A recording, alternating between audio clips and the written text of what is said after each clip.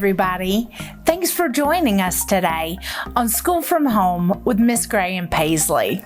I'm so excited because on this episode, we're going to read one of Paisley's favorite books. Now, keep in mind that sometimes Paisley shows us what not to do. When we listen to books, it's important to whole body listening. Our eyes need to be looking, our ears need to be listening, our mouth needs to be silent, and our hands and feet need to be still. Since Paisley's having a treat, her mouth isn't silent. So today we're going to read Lilly's Purple Plastic Purse. And this is a book by Henkes. I think I'm saying his name right. This is one of my favorites, and Paisley loves it too. Lilly's Purple Plastic Purse by Henkes.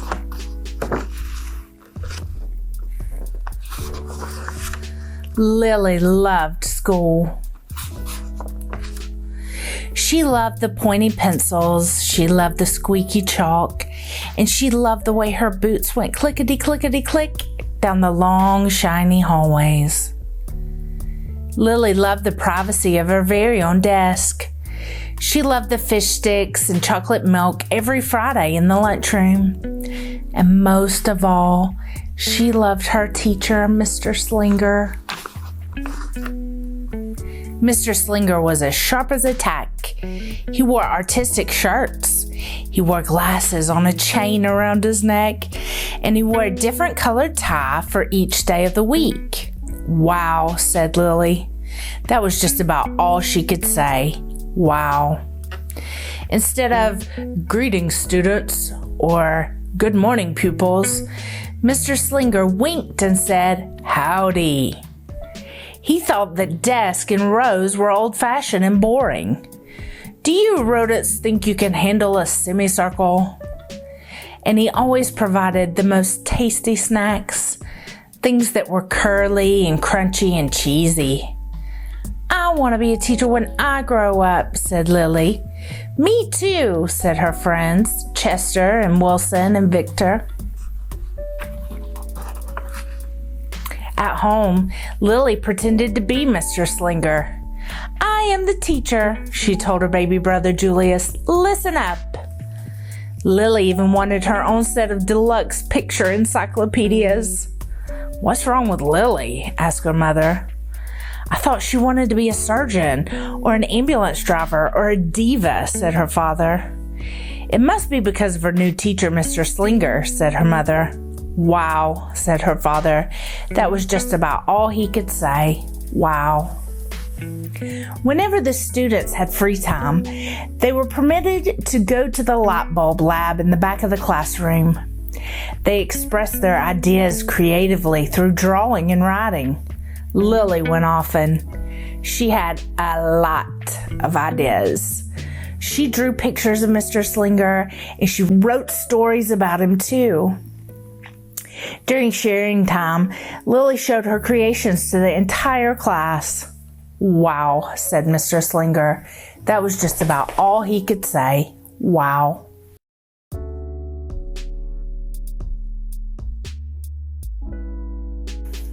When Mr. Slinger had bus duty, Lilly stood in line even though she didn't ride the bus. Lilly raised her hand more than anyone else in class, even if she didn't know the answer. And she volunteered to stay after school to clap erasers. "I want to be a teacher when I grow up," said Lilly. "Excellent choice," said Mr. Slinger. One Monday morning, Lilly came to school especially happy. She had gone shopping with her Grammy over the weekend, and Lilly had a new pair of movie star sunglasses complete with glittery diamonds and a chain like Mr. Slinger's. She had 3 shiny quarters, and best of all, she had a brand new purple plastic purse that played a jaunty tune when it was opened.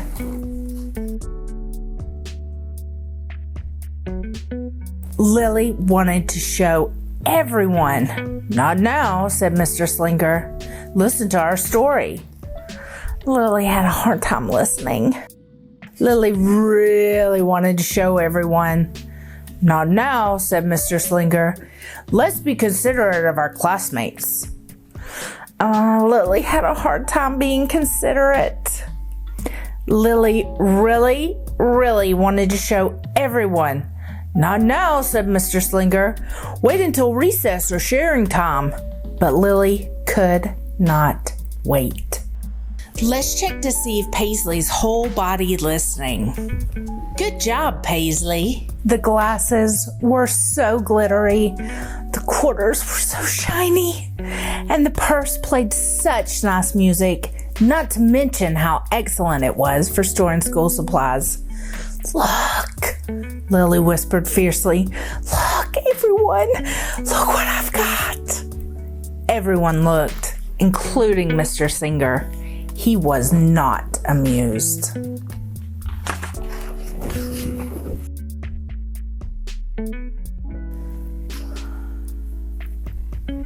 "I'll just keep your things at my desk until the end of the day," said Mr. Slinger. "They'll be safe there, and then you can take them home." Lily's stomach lurched. She felt like crying. Her glasses were gone. Her quarters were gone. Her purple plastic purse was gone. Lily longed for her purse all morning. She was even too sad to eat the snack Mr. Slinger served before recess. That afternoon, Lily went to the light bulb lab. She was still very sad. She thought and she thought and she thought, and then she became angry.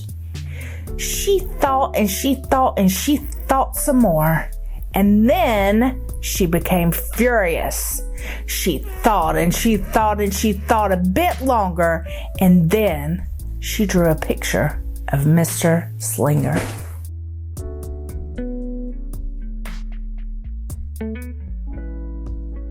Right before the last bell rang, Lily sneaked the drawing into Mr. Slinger's book bag. When all the students were buttoned up and zipped and snapped and tired and ready to go home, Mr. Slinger strolled over to Lily and gave her purple plastic purse back. "It's a beautiful purse," said Mr. Slinger. "Your quarters are nice and jingly, and those glasses are absolutely fabulous. You may bring them back to school as long as you don't disturb the rest of the class." "I do not want to be a teacher when I grow up," Lily said as she marched out of the classroom. On the way home, Lily opened her purse. Her glasses and quarters were inside, and so was a note from Mr. Slinger. It said, "Today was a difficult day. Tomorrow will be better." There was also a small bag of tasty snacks at the bottom of her purse. Lily's stomach lurched, and she felt like crying. She felt simply awful. Lily ran all the way home and told her mother and father everything. Instead of watching her favorite cartoons, Lily decided to sit in the uncooperative chair. That night, Lily drew a new picture of Mr. Slinger and wrote a story about him too. Lily was really sorry, so everyone forgave her, even her parents, even her stinky baby brother, even her especially incredible teacher. And then the sun shined its smiley face down on everyone and everything, even the bugs and the worms. The end.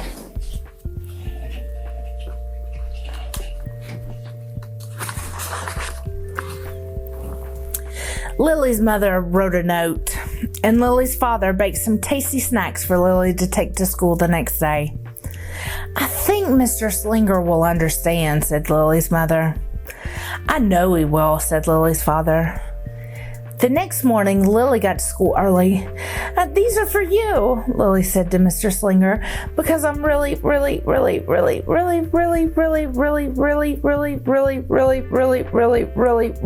sorry."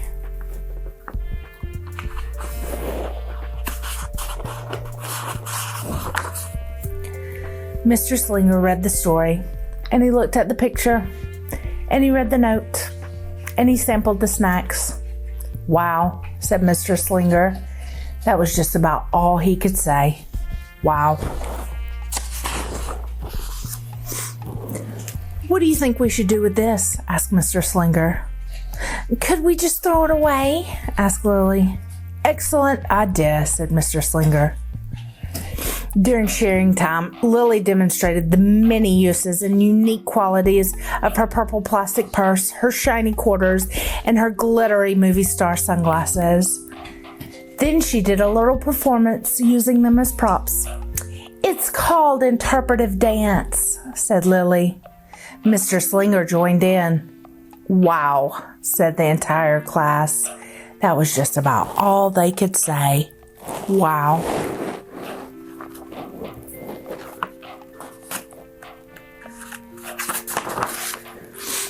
Throughout the rest of the day, Lilly's purse and quarters and sunglasses were tucked safely inside her desk. She peeked at them often, but did not disturb a soul. Right before the last bell rang, Mr. Slinger served Lilly snacks to everyone's delight. What do you want to be when you grow up? Asked Mr. Slinger. A teacher, everyone responded. Lilly's response was the loudest. Excellent choice, said Mr. Slinger.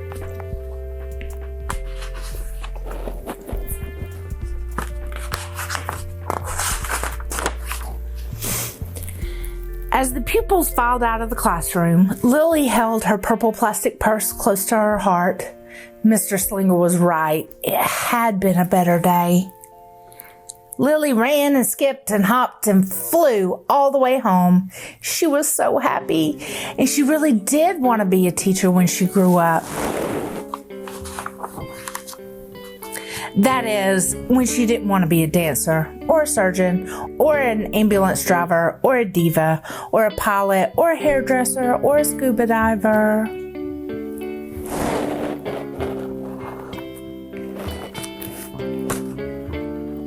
So that is the end of Lilly's Purple Plastic Purse. This is one of my favorite books because Lilly reminds me a lot of myself when I was her age. Lilly is definitely a character.